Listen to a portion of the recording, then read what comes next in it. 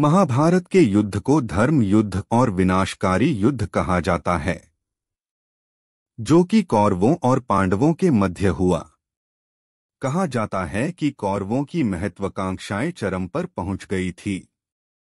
वहीं विदुर जैसा ज्ञान होने के बाद भी राजा धृतराष्ट्र पुत्र मोह में इस कदर डूब गए थे कि उन्हें सही गलत भी नजर नहीं आ रहा था।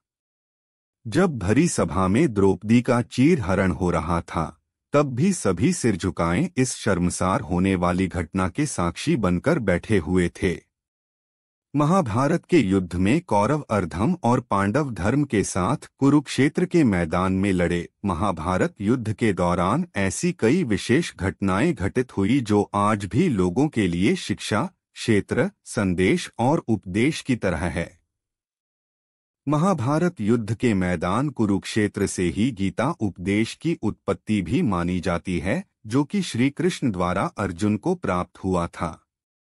लेकिन क्या आप जानते हैं कि महाभारत का युद्ध कितने दिनों तक चला था और क्यों युद्ध के बाद अर्जुन का रथ जलकर राख हो गया था, जिस पर अर्जुन और उनके सारथी बने श्री कृष्ण सवार थे? कितने दिनों तक चला था महाभारत का युद्ध? महाभारत का युद्ध पूरे 18 दिनों तक चला था। ज्योतिषियों और जानकारों के अनुसार कलियुग के आरंभ होने से 6 माह पूर्व मार्गशीर्ष शुक्ल 14 से युद्ध प्रारंभ हुआ, जो लगातार 18 दिनों तक चला था।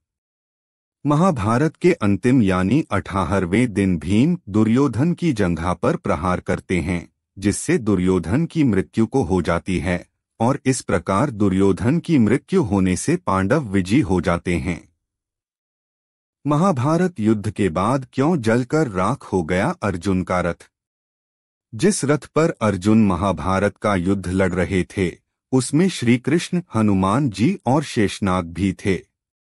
श्री कृष्ण के कहने पर अर्जुन ने हनुमान जी का आह्वान कर उन्हें रथ के ऊपर पताका ध्वज के साथ विराजित होने का आग्रह किया, और श्री कृष्ण के कहने पर शेषनाग ने अर्जुन के रथ के पहिए को जकड़े रखा, जिससे कि शक्तिशाली शस्त्रों का भी रथ पर प्रभाव न पड़े। यह सारी व्यवस्था श्री कृष्ण के अर्जुन के लिए की थी, क्योंकि अर्जुन धर्म के लिए लड़ रहे थे। जब युद्ध समाप्त हो गया और पांडव विजयी हो गए, तो अर्जुन ने भगवान कृष्ण से कहा कि आप पहले रथ से उतरिए, फिर मैं उतरूंगा।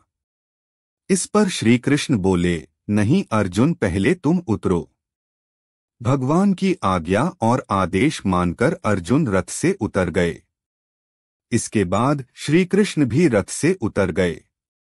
शेषनाग भी रथ को छोड़ पाताल लोक चले गए और हनुमान जी भी अंतर्ध्यान हो गए।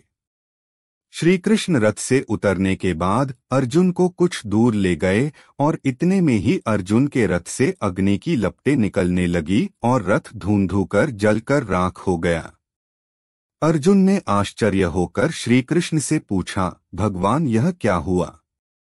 कृष्ण बोले, हे अर्जुन, यह रथ तो भीष्म पितामह, द्रोणाचार्य और कर्ण के दिव्यास्त्रों के वार से बहुत पहले ही जल चुका था, क्योंकि पताका लिए हनुमान जी और स्वयं मैं रथ पर थे, इसलिए रथ मेरे संकल्प से चल रहा था।